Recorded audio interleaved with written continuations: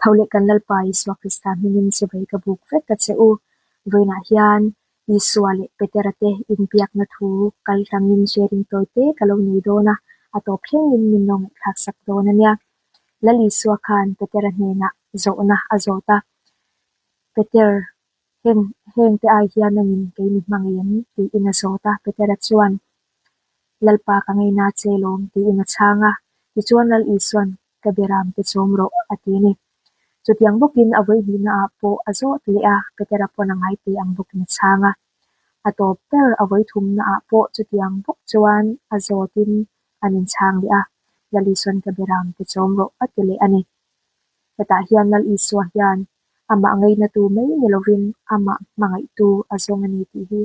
a hriat chian om em ema he khovela hian ring tu tam tak te zinga po hian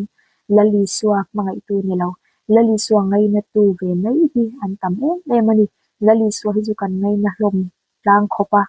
ama ngai na tawangin kanin khoma thil pe te kan pe a thil tha te kan ti a lal Iswa hi chu kan ngai na tlang khamani ma se ama mangai tu tak tak kan ni em ti hi kanin zo hi angaya ama mangai tu chuan enge ati thin ti chuan aberam lal Iswa mangai te aberam bo te kha achom thina a enkol thina ni lal Iswa pon petera hena adil chu aberam te chom turin adilani kata hian lal Iswa mangai na thuk zia le zau zia hi min hriat chian tira lekin nan kan mishing puitia po kan kopui te emo kan nu le kan pa te min mangai tu min ngai na tu te kianga chuanin kan du te kan soya kan du zong te kan mamo te kha mo ke mani ham that nan kan thil kan dir thina ni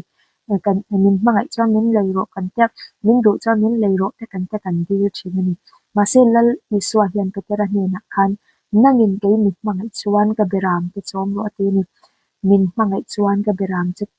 chom ro ti in adilani lal Iswa mangai na thuk zia hi mo ama ham that na turin eng ma adilo min mangai chuan kor chu mi chu min ba leiro mo min mangai chuan chu mi ei tu chu min ba lak ro eng ma atilo lal Iswa hi min mangai chuan ka beram te chom ro ti in petera hena khan adilani ro pui ka te ema veina hian ke ni po chanjing tha she tu te kan ni a lal Iswa hian aberam bo te hi avai ema kan khovel te a cheto a kan ti thei te kem ma se i lalpan min da na zon min ko na zon theu hi ania chu mi zon na chon rin taka amma ngai na tu sakya ve mai nelowa mo hei cho ni alo nia in khom ve mai cho ni alo ni azai ve mai bible chia ve mai mo ngai na ve mai hi lalpan adu lo lalpan i amata na mi changkai tak mo amata na mi tho hlok tak ti ve tu hian ama mangai tu kan ni hi lalpan du ani ama mangai tu chan nge ti thin ti chon aberam lal Iswa mangai aberam bo te kha achom thin ani chutiang mi ni tu chuan petera akau angkhan ke ni po lalpan ning kawa aberam te chom turin lalpan min nge na min di la ni ti hi zan in hian karon shilling karon som du cha in ani petera hena khan lalison anu akan enge sole ti chon ino pan lai khan itaya I in shrenga idu na apianga idun apianga ikal thina ni ma sela I upat huna chuan ikutte I pharanga midangin an hren sakang che idu lo nalama an kayang che atini adu lo nalama akal ngai hun atam tu siate lal Iswa mangai takseta aberam bo te zong tura akal cho huna chon adulo nalam lama akal to tu zia kamo ashing min kong kha tuang par ton lawani ti kha lal Iswa hian ashil ani petera kha ashil lo kani so ta chon ke mani a hen lo te kin ta ela ke mani a nge po hian ama chuanin lalpa nei tu kan ma chuan lalpa ni na inzom na tak tak kan ma chuan ke po kadu na lam piang a hen ka kala pathian du lo zong ka ti hian ke ma chiam na te chiam lo na te ka nei lem lo ka du hian ka ta la ka du na ko hian ka kal nei thina ni ma se chu ka ta na lo thalo ema ma se tu na chon lalpa ni na inzom na ka nei to hnuwa chuan ka du lo na lama te ka kal alo ngai chan te atam ta ema